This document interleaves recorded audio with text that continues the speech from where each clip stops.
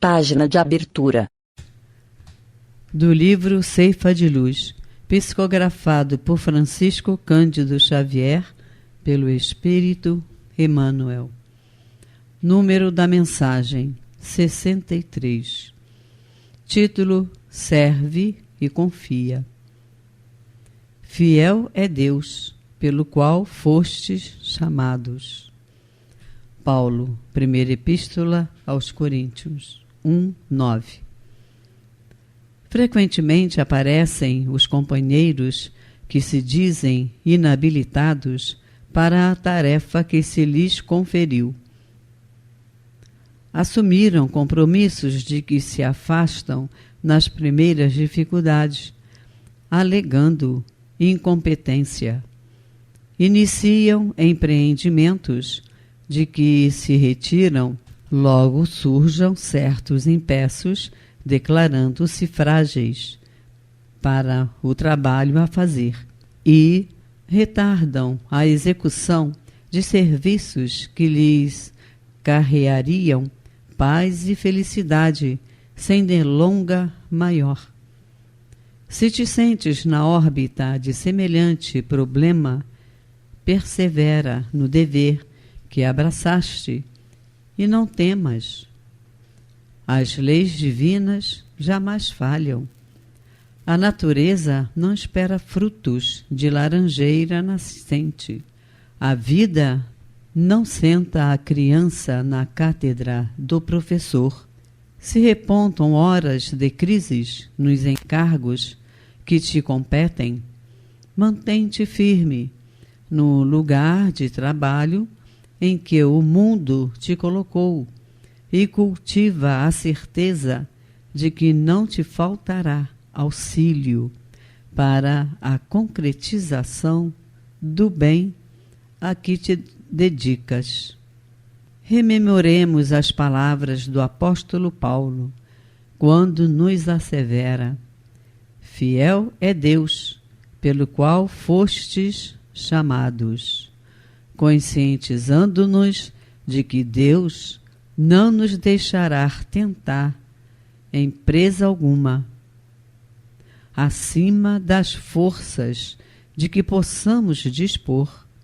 Com semelhante dedução, prossigamos nas tarefas em que fomos engajados, com vistas ao bem de todos, agindo e aprendendo, trabalhando e servindo ante a bênção de Deus.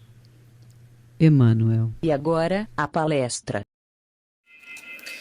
Boa noite, companheiros. Hoje, 16 de março de 2022, daremos sequência aos estudos doutrinários do Grupo Espírita Francisco de Assis, na ilha. O tema do estudo encontramos no Evangelho segundo o Espiritismo, capítulo 17, Sede Perfeitos. Comentaremos os itens 7 e 8. Ambos estão inseridos nas instruções dos Espíritos. Esses Espíritos são nossos irmãos desencarnados, que retornaram à pátria espiritual, a nossa verdadeira morada, permanecendo um período na erraticidade, e que Kardec define como estado dos espíritos errantes, isto é, não encarnados, durante os intervalos das existências corpóreas. Nesse estado, o espírito visualiza suas existências anteriores, com os acertos e também os erros, que poderiam ser evitados, afastando assim da perfeição e da felicidade. Os amigos espirituais tentam nos instruir, alertando-nos dos enganos e perigos que nos levam ao sofrimento. O item 7 é uma mensagem enviada pelo Espírito Lázaro, em Paris, 1863, falando-nos a respeito do dever. Disse ele: o dever é a obrigação moral da criatura, para consigo mesma, primeiro, e em seguida, para com os outros. O dever é a lei da vida. Com ele deparamos nas mais ínfimas particularidades, como nos atos mais elevados. Quero aqui falar apenas do dever moral, e não do dever que as profissões impõem. De acordo com Kardec, podemos dizer também que o dever é o conjunto de prescrições da lei moral, a regra de conduta do homem nas suas relações com seus semelhantes e também com o universo. Geralmente, as criaturas exigem o cumprimento dos seus direitos, mas esquecem das obrigações. Temos que entender que os deveres e as obrigações estão ligados à obediência, à disciplina, à educação moral e, consequentemente, às leis de Deus, que nos levam a cumprir com mais facilidade os nossos deveres. Temos muito interesse em cumprir os deveres materiais, mas deixamos para o segundo plano o dever moral. E a mola mestra é a vontade, o querer, que utilizamos para adquirir as coisas materiais. Por que não utilizar essa vontade para controlar o ciúme, a inveja, o egoísmo, o ódio e tantos outros vícios? Mas o mestre, o pastor de todas as ovelhas, com toda a misericórdia junto aos espíritos superiores, trouxeram as orientações necessárias que constam nas obras de Kardec. Toda a doutrina é voltada para o nosso melhoramento, tanto do progresso intelectual como o moral. O dever não é idêntico para todos, varia de acordo com a nossa condição e conhecimento. O espírito Lázaro se refere ao dever moral, e não o dever que a sociedade nos impõe. O dever tem formas múltiplas. Há o dever para conosco, que consiste em respeitar-nos, em governarmos com sabedoria. O querer realizar apenas o que é digno, útil e belo. Há o dever profissional, que exige o cumprimento das obrigações conscientemente. Há o dever social, que nos convida a amar os homens, a trabalhar por eles, a servir o nosso país e a humanidade. Há o dever para com Deus. O dever não tem limites. Lá do livro Depois da Morte, de Leon Denis. É nosso dever procurar todas as diretrizes que nos levem ao aprimoramento dos nossos dons. A vida não nos pede sacrifício, nem esforços que não sejam compatíveis com as nossas forças. Mais adiante, o espírito Lázaro continua. Na ordem dos sentimentos, o dever é muito difícil de cumprir-se por se achar em antagonismo com as atrações do interesse e do coração. Não tem testemunhas às suas vitórias e não estão sujeitas à repressão suas derrotas. O dever íntimo do homem fica entregue ao seu livre-arbítrio. Realmente, no nosso estágio de evolução, ainda é difícil colocar em prática o dever de acordo com os ensinamentos de Jesus, pois estamos ligados às facilidades que a vida nos oferece, dando muita importância às paixões e o pensamento sempre voltado para si e no bem-estar da família, esquecendo do outro. Desconhece as palavras de Jesus: amai-vos uns aos outros como eu vos amei. No Evangelho, encontramos várias situações em que Kardec nos expõe com referência ao nosso dever para com todos. Devemos usar os bens com moderação, investindo no melhoramento social, na pobreza.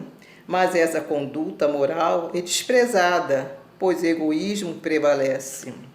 Recorrendo à pergunta 711 no Livro dos Espíritos, Kardec questiona: o uso dos bens da terra é um direito de todos os homens? Eis a resposta. Esse direito é consequente da necessidade de viver. Deus não imporia um dever sem dar ao homem um meio de cumpri-lo. Companheiros, Deus jamais colocaria sobre os ombros uma cruz que não pudéssemos carregar. E na natureza encontramos os recursos necessários para cumprirmos as tarefas que nos foi confiada. No Evangelho segundo o Espiritismo, Kardec nos mostra um dever social, na passagem de Jesus com os fariseus. Estes perguntaram a Jesus: é justo pagar ou deixar de pagar os impostos a César? Esse César aqui se refere ao governo. Jesus lhe pediu uma moeda, olhou, examinou e perguntou: de quem é essa imagem e inscrição? Responderam-lhe: é de César. Então, dai a César o que é de César, e a Deus o que é de Deus. Jesus não foi contra a lei civil. Todos tinham o dever de obedecer. No Evangelho, Kardec nos diz: como em todos os ensinamentos de Jesus, há nela um princípio geral, que diz que devemos proceder para com os outros como queiramos que os outros procedam para conosco. Ele prescreve o respeito aos direitos de cada um, como deseja que os seus direitos sejam respeitados. Entende-se mesmo aos deveres contraídos para com a família, a sociedade e a autoridade, tanto quanto para com os indivíduos em geral. No Evangelho segundo o Espiritismo, capítulo 14, Kardec adverte: honrai o vosso pai e a vossa mãe. Estará aí o nosso dever para com eles, demonstrar verdadeiramente a piedade filial. Temos o dever de respeitá-los, assisti-los na necessidade, proporcionando-lhe repouso na velhice e cercá-los de cuidados e atenção. Quantas historinhas nós já contamos de nossos filhinhos. Agora, na velhice dos nossos pais, temos o dever de ouvir suas histórias de vida, mesmo que seja repetida por várias vezes, com atenção, paciência e muito amor. Companheiros, mas o maior de todos os deveres é o dever íntimo, consigo mesmo. Ao tomar certa atitude, eu penso: bom, ninguém está vendo. Aí está o nosso livre-arbítrio. Se tivermos o pensamento voltado para o bem ou para o mal, vai em algum momento retornar para nós. É a lei do retorno. O dever moral, aquele que não é imposto nem pela lei nem pelo direito, mas se subordina ao livre-arbítrio, e cujo cumprimento depende da consciência e dos princípios morais do ser humano. O Espírito Lázaro comenta mais adiante: o dever principia para cada um de vós, exatamente no ponto em que ameaçais a felicidade ou a tranquilidade do vosso próximo. Acaba no limite que não desejais ninguém transponha com relação a vós. A obrigação moral consiste em ter a consciência despertada para o bem consigo mesmo e com o próximo. O Espiritismo nos instrui que o dever que vem do coração eleva o homem, pois é conquistado com os sentimentos nobres e divinos. Porém, é preciso saber delimitar até onde podemos cumprir nossas obrigações com as pessoas. Vamos agora ao item 8, que se refere à virtude. O Espírito, François Nicolas Madeleine, Paris, 1863, nos enviou a seguinte mensagem: a virtude, no mais alto grau, é o conjunto de todas as qualidades essenciais que constituem o homem de bem. Ser bom, caritativo, laborioso, sóbrio, modesto, são qualidades do homem virtuoso. Kardec nos passa que o verdadeiro homem de bem é aquele que pratica a lei de justiça, de amor e de caridade em sua maior pureza. Devemos estar sempre com o pensamento voltado para o bem, prontos a estender as mãos aos necessitados, trabalhando em prol do outro. A caridade é ação em movimento. Jamais esperar algo em troca e não agir como os hipócritas que vão à praça pública orgulhosamente para seres aplaudidos. Kardec, no Evangelho segundo o Espiritismo, recomenda que a vossa mão esquerda não saiba o que faz a vossa mão direita. Temos que estar atentos quanto à vigilância, para não permitir a infiltração dos vícios que nos enfraquecem. lembrando sempre das palavras do Mestre: orai e vigiai. O espírito François citou São Vicente de Paulo como um homem virtuoso. Sua vida era dedicada aos mais necessitados. No exercício do sacerdócio, teve contato com pessoas carentes e aos poucos foi percebendo que era a eles que o Senhor o chamava a entregar todo o seu tempo. E assim foi deixando que seu coração fosse sendo modelado por Jesus.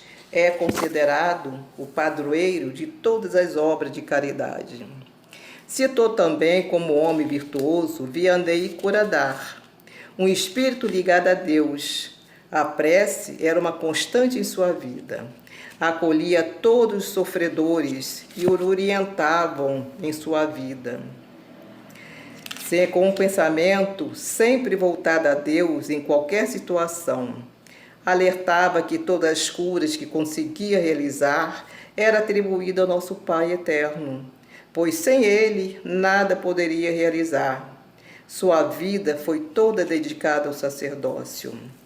Podemos citar também Maria de Magdala, uma alma bastante virtuosa, uma criatura bonita, um bom poder aquisitivo, vivia na orgia, entregue às facilidades que a vida lhe oferecia. A virtude do mundo foi transformada em porta larga da conveniência, até que um dia nasceu no fundo de sua alma Jesus. Daí por diante, teve que enfrentar o seu maior inimigo, a sua consciência. Sua transformação teria que partir de dentro para fora. Jesus a advertiu que a porta estreita estaria à sua frente. Passaria por muitas dores e sacrifícios. Finalmente tornou-se a mãe adorada dos leprosos. E no momento do seu desencarne, Jesus estendeu as mãos e recolheu-a brandamente nos braços e murmurou: Maria, já passaste a porta estreita, amaste muito, vem, eu te espero aqui, lá do livro Boa Nova, de Francisco Cândido Xavier. No livro do Espírito, pergunta 893, Kardec questiona a espiritualidade. Qual a mais meritória de todas as virtudes? Vejamos que os amigos espirituais responderam: toda virtude tem o seu mérito próprio, porque todas indicam o progresso na senda do bem. Há virtude sempre que há resistência voluntária ao arrastamento de maus pendores. A sublimidade da virtude, porém, está no sacrifício do interesse pessoal pelo bem do próximo, sem pensamento oculto. A mais meritória é a que assenta na mais desinteressada caridade. Como a espiritualidade nos informa que todas as virtudes têm o seu mérito individual, mesmo porque elas representam a sabedoria divina, que aos poucos imprime no homem suas qualidades, levando-o ao seu encontro através de inúmeras encarnações. Vejamos o último parágrafo do amigo espiritual. A virtude é uma graça que desejo a todos os espíritas sinceros. Contudo, dir-lhe-ei, mais vale pouca virtude com modesta do que muita com orgulho. Pelo orgulho é que as humanidades se hão perdido, pela humildade é que um dia elas se hão de redimir. Meus amigos, a caridade é a mais bela de todas as virtudes. É o atributo especial da alma que, em suas ardentes aspirações para o bem, esquece de si mesma e se consome em esforço pela felicidade do próximo. O que há de mais belo no mundo é o esforço perpétuo de uma alma progredindo no bem e de virtude em virtude, elevando-se até o Criador, lá da Revista Espírita, agosto de 1860. Vamos terminar o estudo com o pensamento de Krishna. O homem de bem é como o sândalo que perfuma o machado que o golpeia. Que Jesus nos abençoe.